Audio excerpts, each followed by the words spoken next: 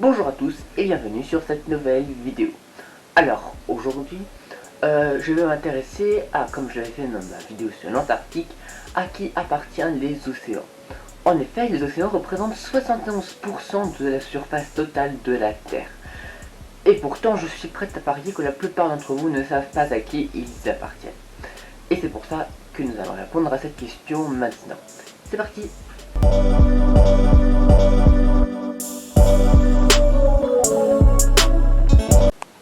Avant de répondre à cette question, nous devons mettre d'abord un peu de contexte.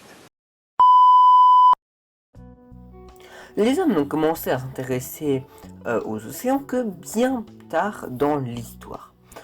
En effet, il y avait beaucoup de croyances à l'époque, quoi qu'il y avait des monstres marins dans les océans et qu'il ne fallait pas trop s'en approcher.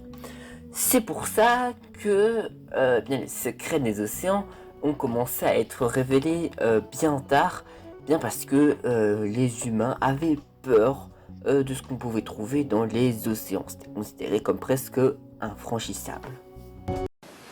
Il faut attendre la pose du premier câble télégraphique sous la mer, c'est-à-dire en 1858, pour que les pays s'intéressent réellement aux océans. En effet, la pose de ce câble révélera que les océans ne sont pas tout plats, contrairement à ce qu'on pensait jusqu'à présent, mais sont bien parsemés de diverses ressources. Le premier qui s'intéressera réellement à toutes ces ressources, c'est Harry Truman, le président des États-Unis à cette époque. En effet, il prétextera que les mers qui bordent son pays sont une continuité continentale et qu'il devrait donc leur appartenir.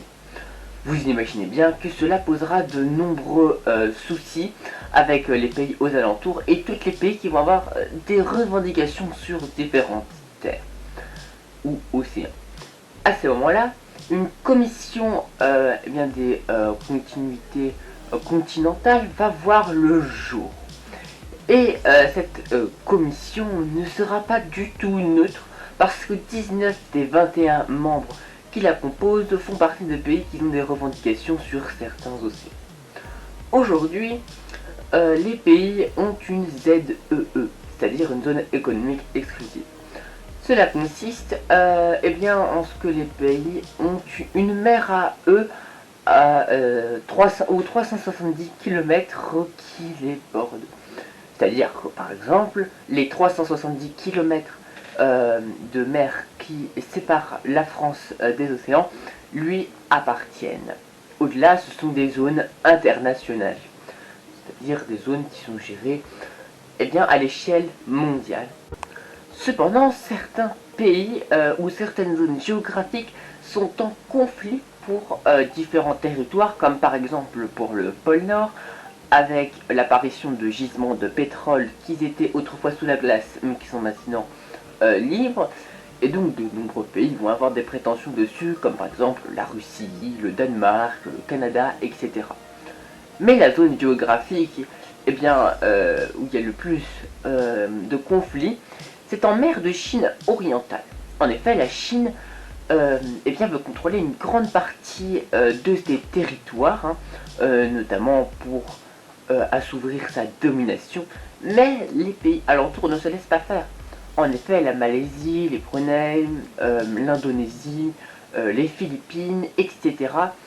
Ont tous des prétentions sur des îles, mais la Chine ne leur laisse aucun partage. La Chine va même jusqu'à construire elle-même des îles pour étendre sa ZEE, ce qui ne plaît pas du tout aux autres pays du monde entier. Mais alors, quels sont les pays avec la ZEE les plus importantes? Eh bien, en haut du classement, on retrouve les États-Unis en première position, suivi de la France, qui est tout de même deuxième, grâce à tous les États d'outre-mer qu'elle possède, avec l'Australie ou encore la Russie.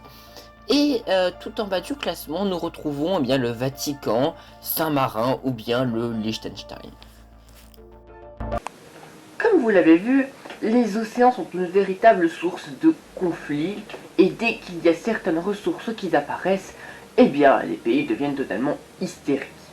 Surtout les pays les plus pauvres, qui n'ont pas beaucoup de ressources. Donc, comme vous l'avez vu, en général, les zones qu'on le pense le moins sont souvent là où il y a le plus de problèmes. J'espère que cette vidéo vous aura plu. Et en attendant la prochaine, n'hésitez pas à vous abonner et à mettre un pouce bleu. Merci de votre attention.